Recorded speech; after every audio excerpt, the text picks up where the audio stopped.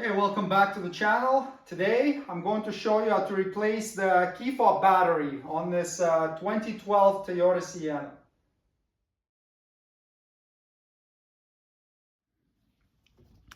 So here's your key fob.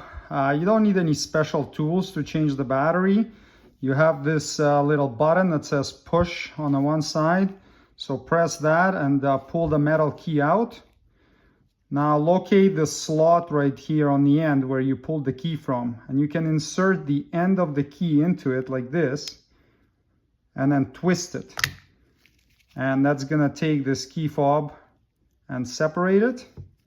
And I just open it up, and now you can get the little transmitter board out. You can use the same key and just lift it up gently, flip it over, and there's your battery right there.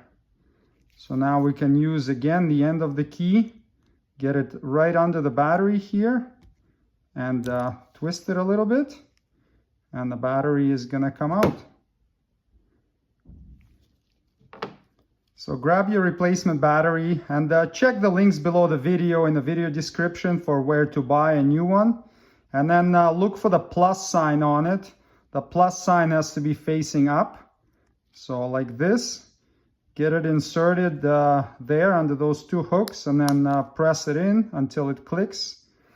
And now this little rubber pad goes right here, and the battery goes right here. So we will flip it over, put it in, and then grab the other half and connect them together.